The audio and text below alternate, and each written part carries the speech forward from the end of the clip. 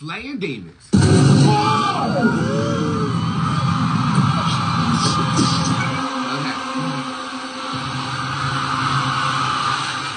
First and foremost, I want to say that last week I was made aware of a demon that was in my reality, brought forth by somebody that I used to fucking talk to.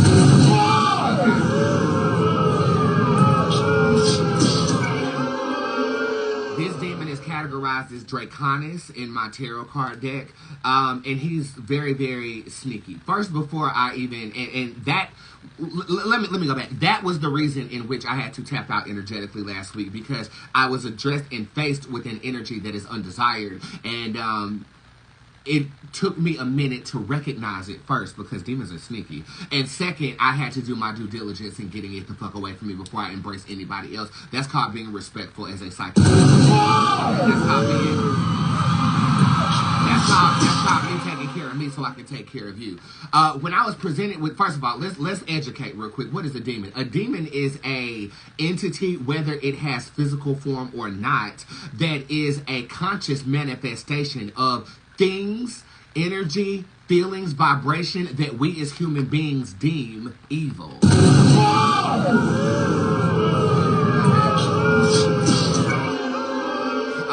And you know, the Bible has its own, and then this is largely based on cultural belief system and your belief system therein. Okay. However, there's positive and negative things in this reality all the time. Angels are here, demons are here. There are things in between that are here, such as the jinn.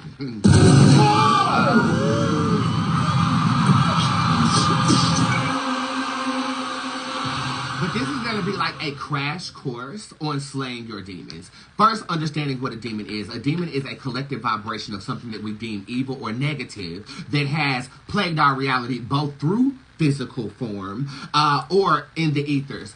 For example, my ex, not the most recent one, not the one from Canada, but the most recent ex. I ushered him back into my reality, then I quickly dismissed him. Then I ushered him back in, then I quickly dismissed him. When he was not around me, I found him in other people. Does this make sense? So for those of you guys who are girls who consistently ask me, why do I keep finding niggas that's married? Why do I keep attracting users? Why do I keep attracting people who move in this certain way? You just dismissed it from one physical person and it remanifests in other people. At first I thought this was just me being a hoe and a trick, which I am. Dick do be tasting better after it come out my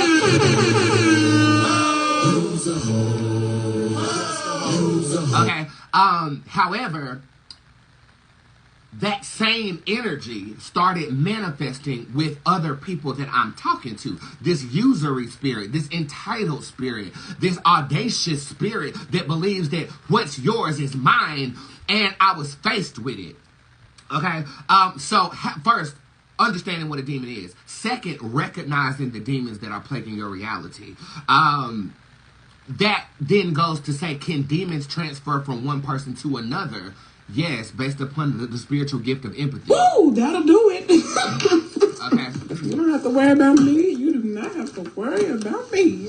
Okay, so again, understanding what a demon is, recognizing what the physical reflections of demonic activity in your livelihood are.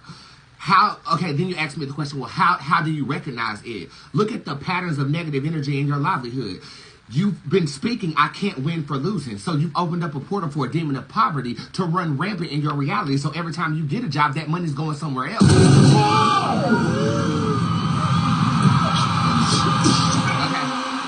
Now, there is a school of study called demonology that classifies these demons. This would, in fact, be a common thread of people who've experienced similar negative emotions. Okay, they've based on culture, religion, and belief, they categorize them as specific entities. Why do they do this? Because if you can name something, you can take ownership of that thing. Okay? This is fake fallacy, fake ass bitch energy. Okay.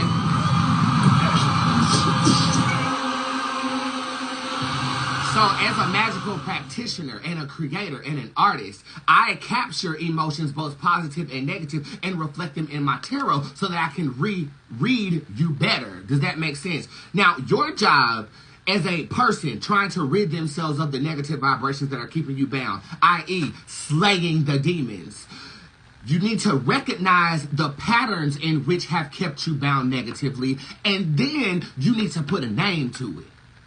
Okay? I don't care if it's a traditional name from the Christian dialect of demonology, or if it's a Hindu demon or god, or a Vaudu demon or god. They have qualities. And if you go back, I don't know if everybody can do this. I've done this for as long as I can remember. If you sit back and really think about the patterns of negativity, they'll appear to you in your mind's eye. I had a crazy ass dream last night, and I dreamed of people I no longer fuck with. And one of them was on a leash, and a demon was holding it on a leash. And typically when I dream of demons, it is for other people. I never really perceive my own. Okay, consciously, I have to actually go into meditation and say, I call you forth. You need to make your presence known so I can beat your motherfucking ass, bitch. No shade.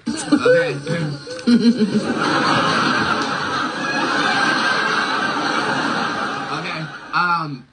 So I had a dream, and this big ass demon, and they recognize me. They see me that I'm there, but they don't fuck with me, right? So I always feel like I'm observing the demons on other people.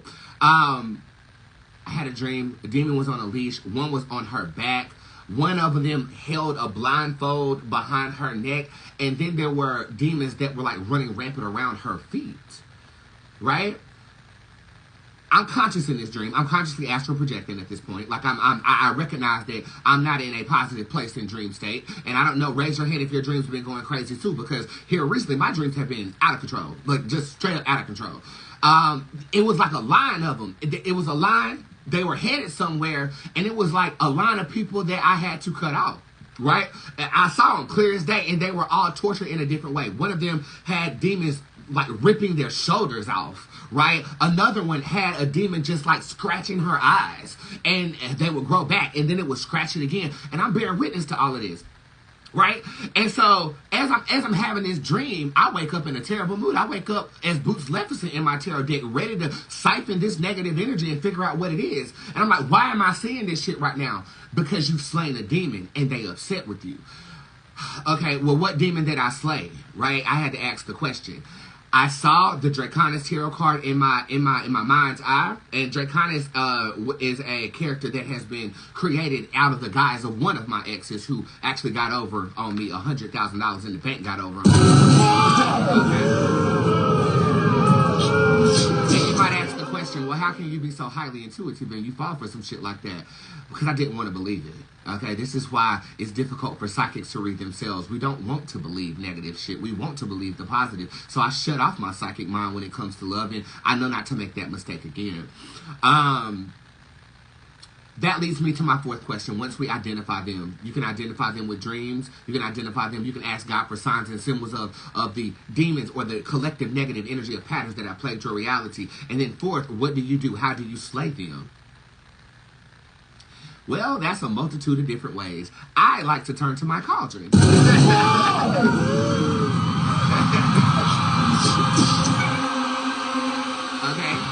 There are a plethora of banishment spells that are on my website, and on Sunday, I dropped what I've done to slay the demon in my reality, that demon being Draconis.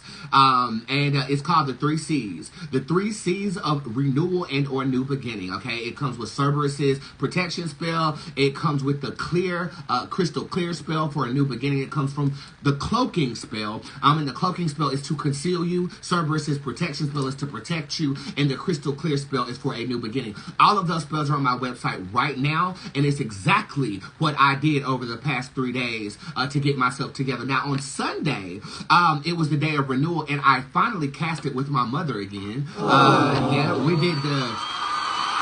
Yeah. We did, it's supposed to be the Three Kings spell, but we ended up doing the Three Trees spell instead. She switched the spell up. And it is a spell to usher in, after the new beginning is ushered in, what do you want to create? And we put the wishes in the ground. And I got those seeds from Joshua. It's a Joshua tree that I got from the Grand Canyon out there in Vegas when I went out there. And I purchased those, and they're really weird looking trees that I hope will germinate and be a physical representation of the wishes that we've made. Let's review really quickly how to slay your demons. First, understanding what a demon is. That was my personal explanation. You do your research and your due diligence and craft what that means to you. Second, we have to identify the demons that plague our reality. Demon, that being negative patterns of vibration in our reality. If you're consistently attracting poverty, if you're consistently attracting niggas, okay, if you are consistently attracting people that don't mean you well in your reality. Nigga, please. Okay. Nigga, please. We have to identify that is plaguing us. 3, we have to put a name to it. Whether it's a traditional name that you can find on the motherfucking goddamn gay Google, or whether it is something that you name. Because when you put a name to something, you take ownership of it. Number 4, banish it from your reality. For some people, that is as simple as recognizing it and doing something different. That's what my mother claims to be her way.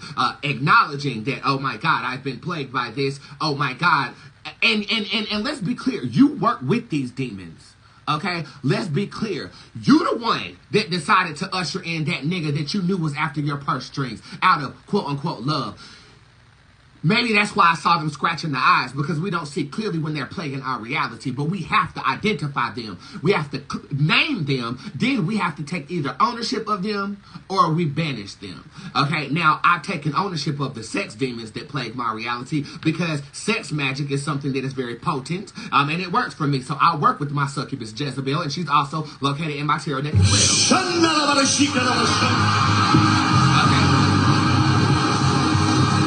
But that just goes along with what I believe. Now, Christians will say you have to banish them.